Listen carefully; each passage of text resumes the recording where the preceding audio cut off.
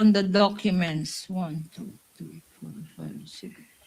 Based on the 7 selected documents presented to you, do you confirm that there is only one date of disbursement? Your Honor, please. Asked and answered.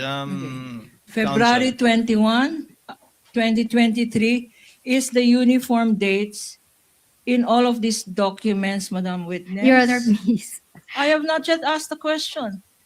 No, Ask you and answer, already Your did. Honor. You already did, Counsel. If it's the uniform date. Okay, what is the question is this?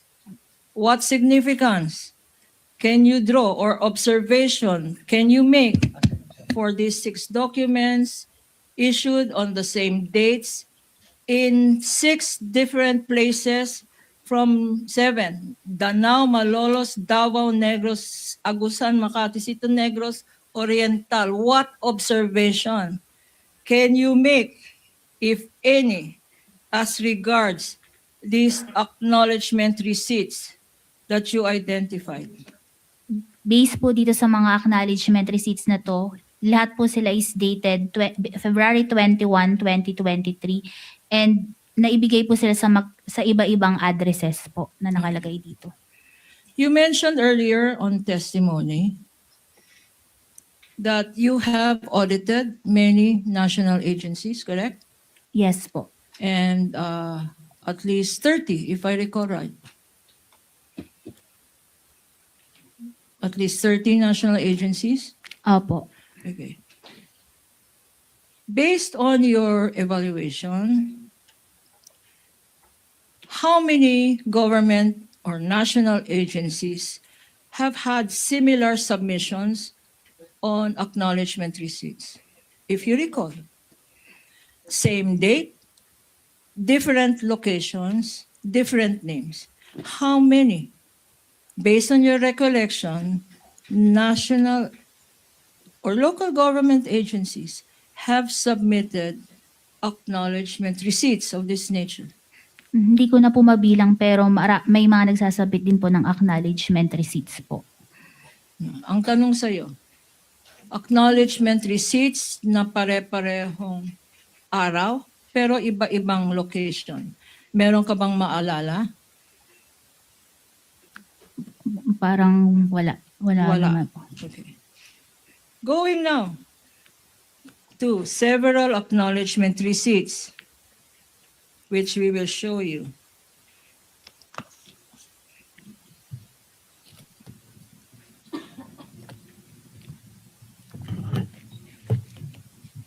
Please go over this.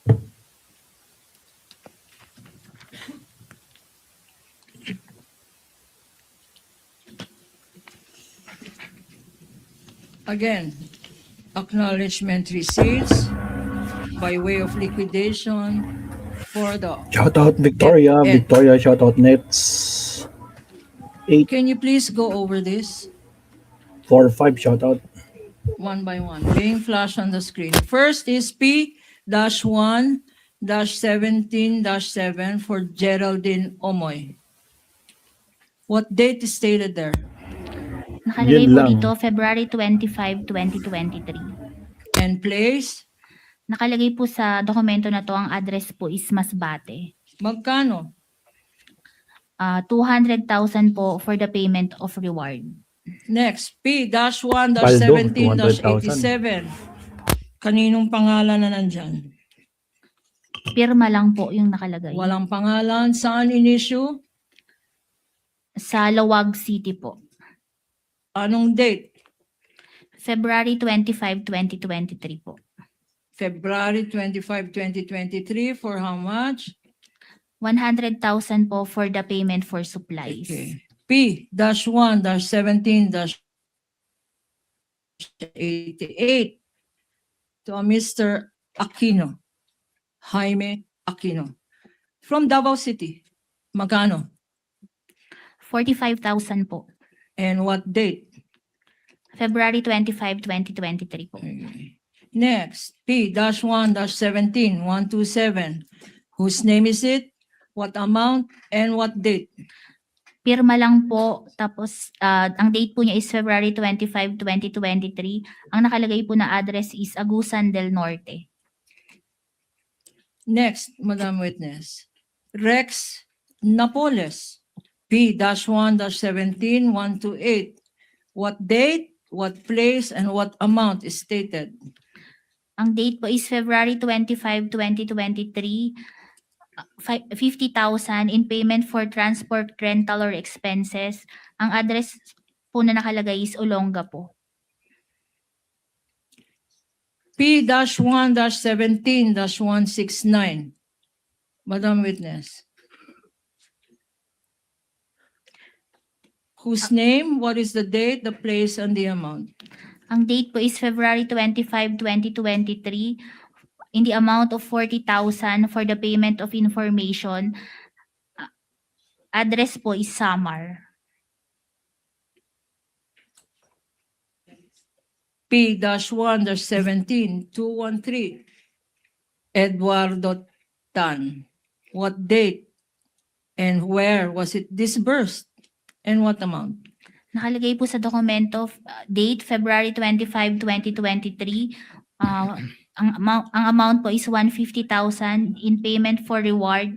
Ang address po is Masbate. With the indulgence of counsel, so as not to belabor the point, based on your understanding, Ma'am Silene, yung address po bang nakalagay sa baba? Address kung saan binigay yung pera o address ng tao? Sa pagkakaunawan niyo po Based po dito dahil po documents evidencing payment, yung address po dito is yung kung saan po binayad. So ang ibig sabihin, pro forma document po ba yan? Hindi po to kasama sa annexes sa joint circular. So hindi to pro forma. Hindi po. So sa pagkakaunawan nyo lamang po na ang address na nakalagay dyan, address kung saan binigay. Yes Hindi po. address kung taga saan sila. Opo, kasi based po sa ito po ay documents evidencing payment. So, yung address dito is kung saan po binayaran. And that is reflected in the AUM you issued with respect to the first and second quarter? Hindi po. Wala sa AUM yan? Wala po. Okay. Counsel, you may proceed.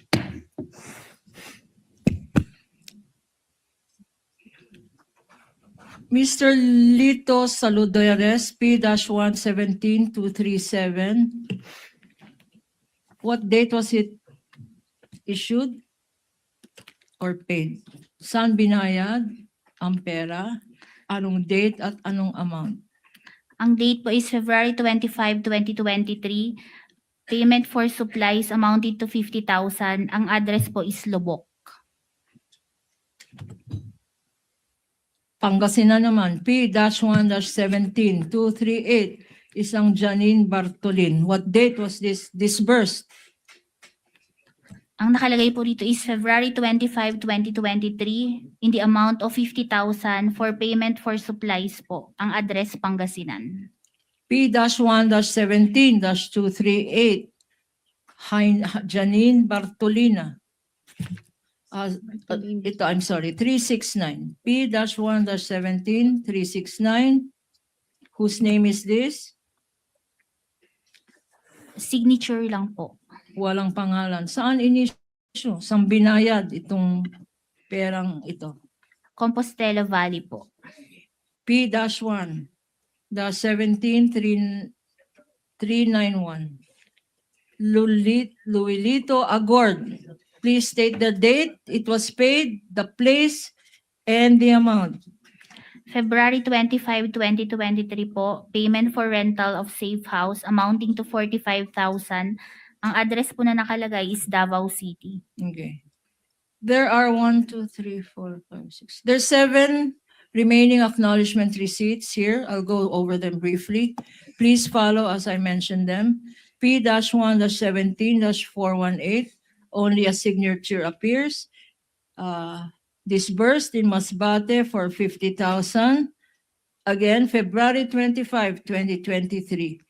P-1-17-430 in the name of Andre Lacerna. Lacerna. issued, disbursed in Nueva Ecija for 100,000, again dated February 25, 2023. Can you go over it? P-1-17, 431, in the name of Hamil Haldon, disbursed in Coronadal City for 100,000, also dated February 25, 2023.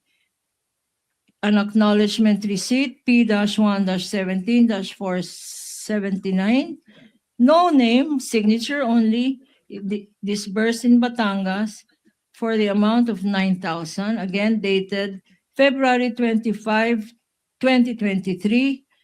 John B. Manta received in Kalinga, Apayao, 50,000 pesos on February 25, 2023, Exhibit P-1-17-480, P-1-17-481, Rona De Vera received 50,000 pesos in South Leyte. Also on February 25, 2023. And lastly, a signature receipt in Abra, 50,000 pesos, P-1-17-540. Also on February 2020, February 25, 2023. Based on these acknowledgement receipts, do you confirm, Yes po. Madam Witness, Opo. that what is stated is accurate based on the records? Based po sa mga acknowledgement receipts po. Opo. What observation can you make or significance do you draw from these documents presented to you? Based po dun sa documents na present sa akin, lahat po ito is dated Feb 25, 2023 po with different addresses po na nakalagay. And on the same date, disbursements on the same date with different addresses. What observation, if any, can you draw from this? Yun nga po. With different addresses, Opo. locations. Is this, again, to clarify, is this a place where the money was disbursed or where the money was received? Your Honor, please.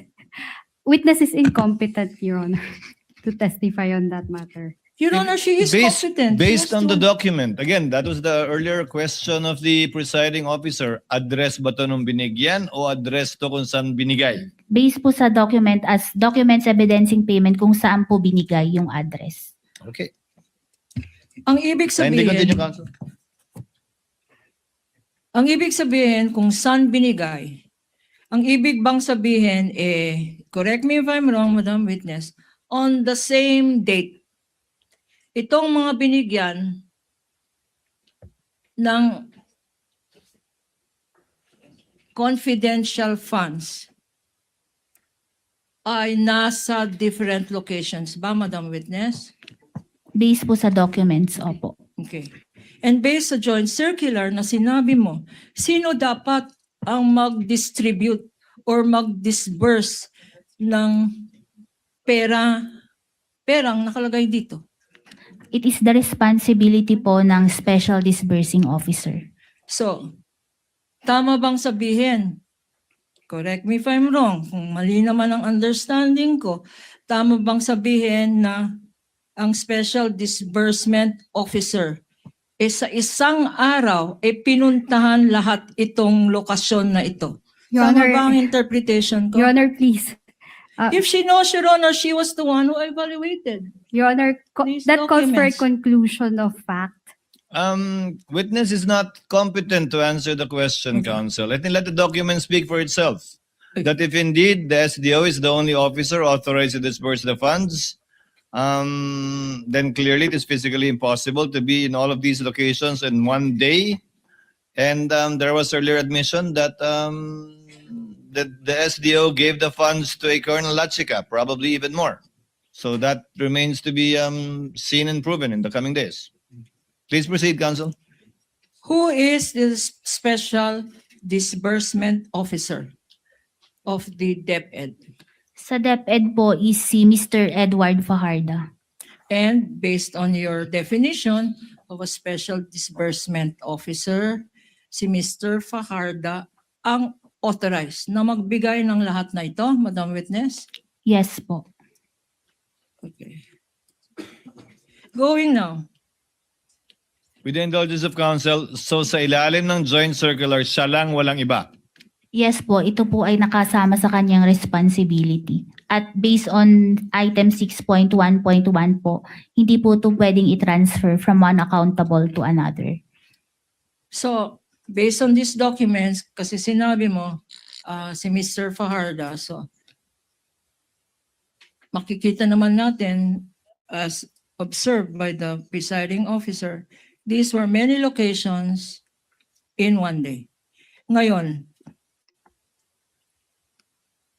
Mr. Fajarda, Special Disbursement Officer, alam mo ba kung may sinabmit na dokumento si Mr. Fajarda na nag-i-indicate sa COA o COA ICFAO na inauthorize niya kung sino mang ibang individual na mag-distribute nitong kapirahan na to sa mga iba-ibang taong ito sa ibang places na to?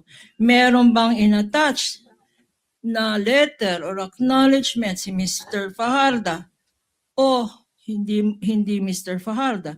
Yung head of agency, si Vice President o DepEd Secretary Sara Duterte, meron bang siyang sinubmit na authorization na binigay kay Mr. Fajarda kung sino na siyang disbursement officer para i-delegate sa iba ni Mr. Fajarda yung pagpunta sa iba-ibang lugar na to sa isang araw lang? Meron bang dokumentong ganon na authorization ang tinanggap ng office mo? Ang natanggap po namin na authorization or designation is si BP Sara ang nag-designate kay Mr. Edward Fajarda as Special Disbursing Officer ng Department of Education. Naka-attach po ito dun sa liquidation documents. So may certification si Vice President kay Mr. Fajarda. Aside from Mr. Fajarda, meron bang ibang pangalan na nakalagay dyan sa dokumento?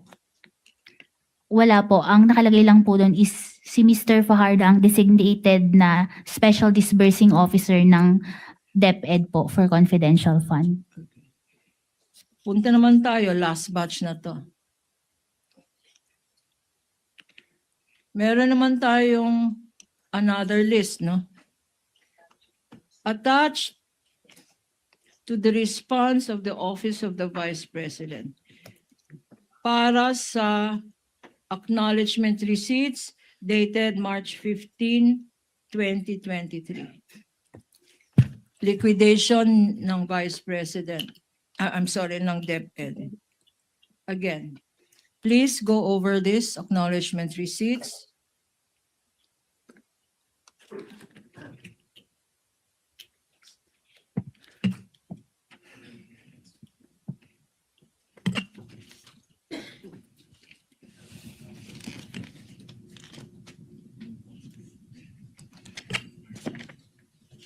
This is for what quarter, Attorney Kapunan? This is for the Third, this is for the same quarter, Your Honor. first and second First and second quarter, Your Honor. of 2023. Yes, Your Honor. And we're talking about, again, from a list of 1,049 acknowledgement receipts, we have selected a few.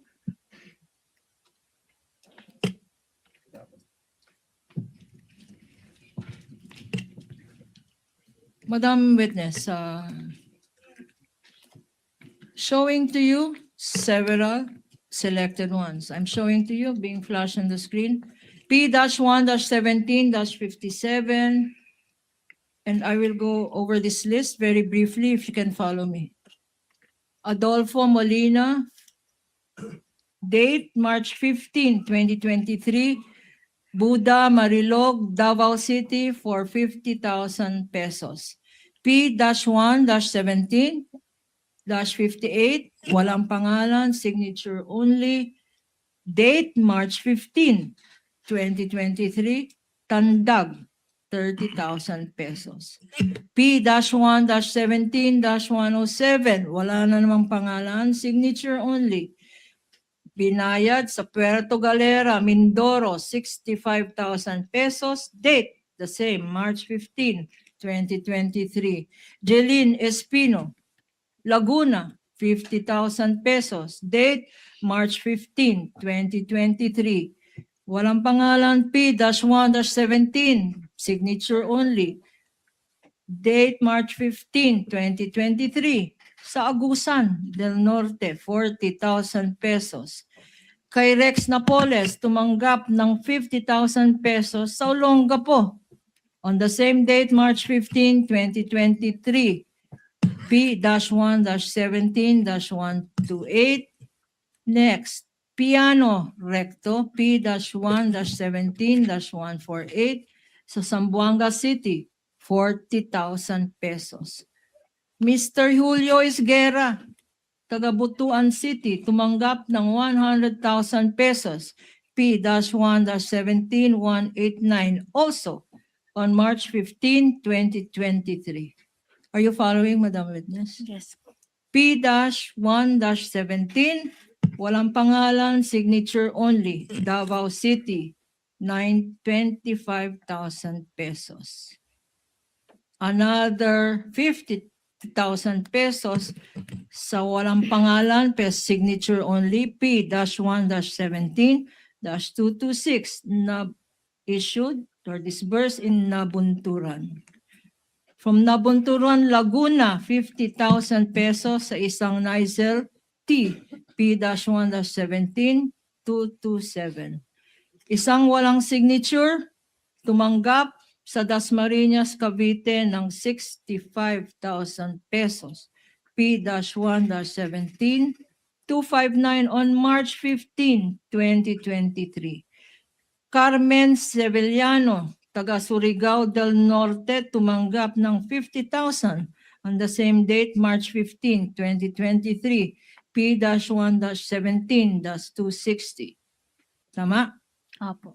Okay. Can you continue?